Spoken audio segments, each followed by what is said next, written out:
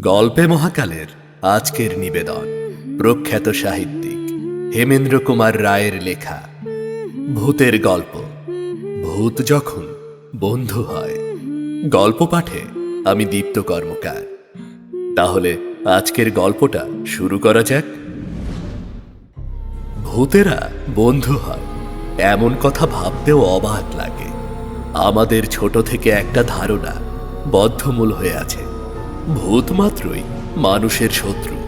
আমরা অনেক গল্পে দেখেছি ভূত কেমন ভাবে তার প্রতিহিংসা গ্রহণ করে, কেমন করে তার জীবিতকালের শত্রুকে মৃত্যুর পর তাকে আত্মহত্যা করতে বাধ্য করে।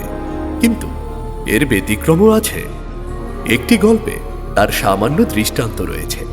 রণক্ষেত্রে মৃত এক সৈনিকের ভূত সেখানে সিজারকে যুদ্ধে ঝাঁপিয়ে পড়তে নির্দেশ দিয়েছিলেন এবং সেই যুদ্ধে সিজারের জয় হবেই এমন ভবিষ্যৎবাণীও করে গিয়েছিলেন।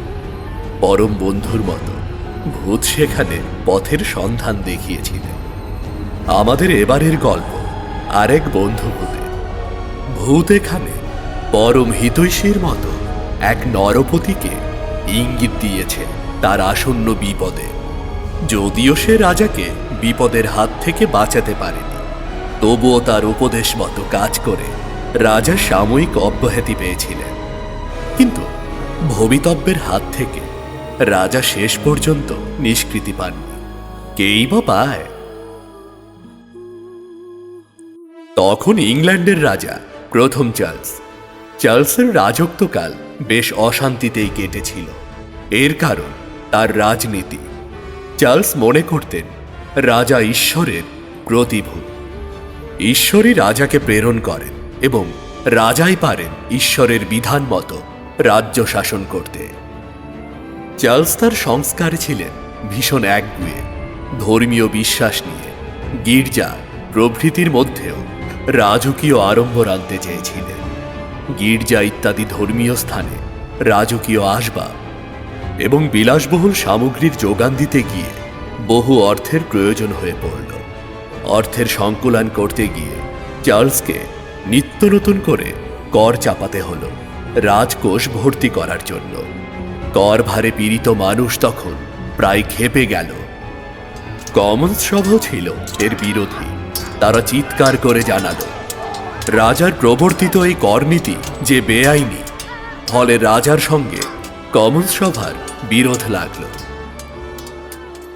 1629 সালে চার্লস তার রাজ্যসভা ভেঙে দিলেন। তারপর রাজ্যসভা ছাড়াই 11 বছর তিনি নিজের খুশিমতো রাজত্ব চালালেন। রাজকীয় অত্যাচারে সাধারণ মানুষের জীবন বিব্রত হয়ে উঠল। দেশের চারিদিকের মানুষ, বিশেষ করে পিউরিটান গোষ্ঠীর লোকেরা বিদ্রোহী হয়ে উঠল। কারণ রাজার ধর্মীয় সংস্কার পিউরিটান গোষ্ঠীর বিরুদ্ধেই কার্যকরী হয়েছিল। এছাড়াও আমদানিকৃত জিনিসের ওপর প্রচুর শুল্ক চাপানোর ফলে ব্যবসায়ী মহলও হয়েছিল ক্ষুব্ধ। বলপূর্বক ঋণ দানও সাধারণ মানুষের রাগের আরও একটি বড় কারণ হয়ে উঠল। দেশের চারদিকে যখন বিক্ষোভ ভয়ঙ্কর আকার ধারণ করল, তখন রাজা বাধ্য হলেন আবার রাজসভার অধিবেশন ডাকতে। রাজার ধর্মীয় নীতির বিরুদ্ধে এই বিদ্রোহের পুরোধাই ছিল স্কটল্যান্ডবাসীরা। বিদ্রোহ যখন চূড়ান্ত পর্যায়ে পৌঁছাল, তখন চার্লস বাধ্য হলেন রাজ্যসভার অধিবেশন ডাকতে। অবশেষে 1640 সালে সে পার্লামেন্টের অধিবেশন বসল। সেই অধিবেশনে সদস্যরা একযোগে রাজাকে নমনীয় না হলে তাকে কোনোভাবেই সাহায্য করবে না এমন কথাও জানিয়ে দিল। কিন্তু চার্লস ছিলেন বরাবরই একগুঁয়ে এবং দাম্ভিক। তিনি সদস্যদের স্পর্ধা মেনে নিতে পারলেন না এবং রাজ্যসভা সঙ্গে সঙ্গেই ভেঙে দিলেন। স্কটল্যান্ডের বিদ্রোহীরাও রাজার এই স্বেচ্ছাচারিতা মেনে নিলেন না। তারা একযোগে বিশৃঙ্খল অবস্থা সৃষ্টি করে রাজাকে ব্যতিব্যস্ত করে তুলল। ফলে চার্লস বাধ্য হলেন আবার পার্লামেন্ট ডাকতে। এই পার্লামেন্ট অবশ্য দীর্ঘস্থায়ী হয়েছিল, 1640 থেকে 1653 সাল পর্যন্ত। ইংল্যান্ডের ইতিহাসে এই পার্লামেন্টের গুরুত্ব অনেকখানি। এই পার্লামেন্ট অনেক প্রয়োজনীয় পরিবর্তন করতে সক্ষম হয়েছিল। যাই হোক, আমাদের লক্ষ্য ইংল্যান্ডের পার্লামেন্টের বা চার্লসের ইতিহাস নয়। ঐতিহাসিক এক প্রেত কিভাবে প্রথম চার্লসকে তার বিপদের আভাস দিয়েছিল, এ কাহিনীর গল্প তাই নিয়ে। চার্লসের জীবনের দুরবস্থার কথা বলার কারণ তার এই দাম্ভিকতা, তার অবিবেচকতা এবং ধর্মান্ধতাই যে তার শোচনীয় পরিণতি ঘটিয়েছে, সেটুকু বোঝার সুবিধে হবে বলে এই ইতিহাস কথন। পার্লামেন্টের সঙ্গে রাজার বিরোধের অনেক কিছুই মীমাংসা হলে একটা ব্যাপারে দ্বন্দ্ব প্রবল হয়ে উঠল। পার্লামেন্ট চেয়েছিল বিশপের ক্ষমতা হ্রাস করতে। আমাদের দেশে যেমন পুরোহিতদের অত্যাচারে সাধারণ মানুষ, বিশেষ করে নিচ জাতীয় লোকেরা চিরকালই অত্যাচারিত হয়েছে, ঠিক সেই রকমই চার্লসের আমলে বিশপদের একচেটিয়ে ক্ষমতা সাধারণ মানুষকে ক্ষতিগ্রস্ত করত। বিশপরা ছিলেন রাজার হাতের পুতুল। তার ধর্মের নামে বিশপরা রাজার ইচ্ছেকে যেমন খুশি তেমনভাবে চালিয়ে দিতেন। তাই রাজা বিশপের ক্ষমতা হ্রাস করতে চাইলেন না কিছুতেই। অবশ্য পার্লামেন্টের অনেক সদস্যই রাজার পক্ষেও মত দিলেন। এর মধ্যে আবার অনেকে মনে করলেন রাজার ক্ষমতা সম্পূর্ণ নষ্ট করে পার্লামেন্টের ক্ষমতা বাড়ানো দেশের পক্ষে খুবই বিপজ্জনক। আবার পার্লামেন্ট বাদ দিয়ে রাজাকে একাধিপত্য দেওয়াও অত্যন্ত কুফলদায়ক। এর ফলে দুভাগে বিভক্ত হয়ে গেল সমস্ত সৈন্যদল। 1642 সালে রাজা তৈরি করলেন নিজস্ব সেনাবাহিনী। পার্লামেন্টও বসেছিল না, তারা তৈরি করল নিজেদের বাহিনী। শুরু হলো গৃহযুদ্ধ। এজহিলের রণাঙ্গনে মুখোমুখি হল দুপক্ষ। পার্লামেন্টের বাহিনীর অধিনায়ক হলেন অলিভার ক্রোমওয়েল। তার নেতৃত্বে 1645-এ গৃহযুদ্ধ ভীষণ আকার ধারণ করল। প্রায় 5000 পদাতিক এবং বিপুল সংখ্যক অশ্বারোহী সৈন্য নিয়ে চার্লস নর্দাম্পটনে এসে হাজির হলেন। চারদিকে তখন যুদ্ধের বীভৎসতা ছড়িয়ে পড়েছে। যে সমস্ত সৈন্যরা একদা একই সঙ্গে দাঁড়িয়ে যুদ্ধ শিখেছে, একই সঙ্গে দিনের পর দিন পাশাপাশি সুখে দুঃখে কাটিয়েছে একই শিবিরে, এক সর্বনাশা গৃহযুদ্ধে তারা হয়ে পড়ল পরস্পরের শত্রু। সুযোগ পেলেই একে অপরকে নিধন করার যজ্ঞে মেতে উঠল। বোধহয় গৃহযুদ্ধ এমনই ভয়াবহ, সেখানে ভাই, বন্ধু, আত্মীয় স্বজন কখন যে পর হয়ে যায় কেউ বলতে চায় না। এক সর্বনাশা ধ্বংসের খেলায় মানুষ তখন পশুতে পরিণত হয়ে যায়। শিব স্ট্রিটের সুইটসেফ হোটেলে রাজা তার শিবির তৈরি করেছেন। সেখানে বসেই তিনি পরামর্শ করছেন যুদ্ধ কিভাবে চালাবেন, ক্রোমওয়েলের বাহিনীকে কিভাবে পর্যদস্ত করবেন সেই নিয়ে ঘন ঘন বৈঠক বসাচ্ছেন। ভবিষ্যৎ রণনীতি কি হবে তা নিয়েও বেশ সময় অতিবাহিত হয়েছে। তারপর সভা শেষে রাজা গেলেন শুতে। মানসিক এবং দৈহিক দুইভাবেই রাজা তখন ক্লান্ত। বিছানায় শোবার সঙ্গে সঙ্গে ঘুমে তার চোখের দুপাতা জুড়ে এলো। কতক্ষণ ঘুমিয়েছিলেন কে জানে।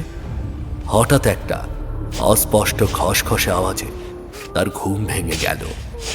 প্রথমটাই তিনি তেমন কিছু বুঝতে পারলেন না।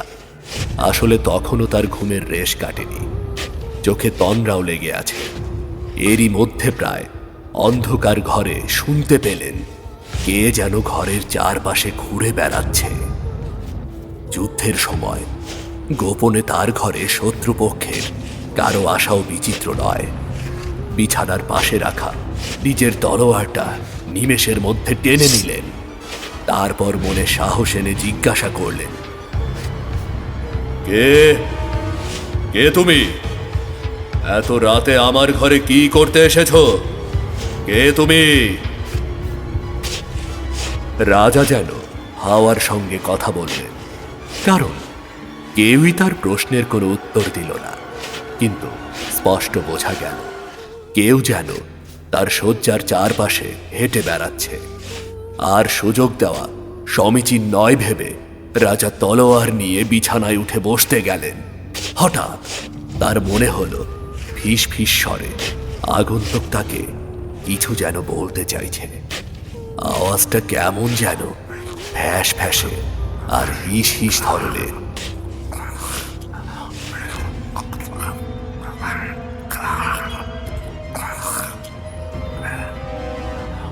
রাজা অধৈর্য হয়ে আবার জিজ্ঞাসা করলেন, কে তুমি?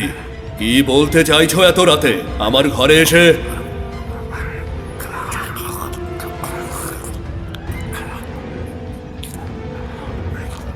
আবার সেই হিস হিস শব্দ, এবারও রহস্যময় কিন্তু খানিকটা স্পষ্ট। রাজা কান পেতে শব্দটার মানে বুঝতে চাইলেন। আগন্তুক হঠাৎ তার সামনে এসে দাঁড়িয়ে পড়ল। লোকটাকে চাক্ষুষ দেখা যাচ্ছিল না, কিন্তু একটা অশরীরী উপস্থিতি তিনি ঠিকই টের পাচ্ছিলেন।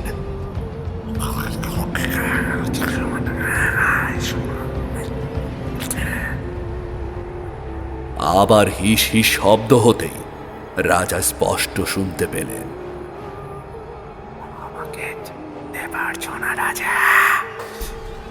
আমি তোমার বন্ধু। বন্ধু? কিন্তু কে তুমি? কি তোমার নাম? বন্ধুই যদি হও তাহলে আলোটা জ্বালাও, সামনে এসে দেখা দাও।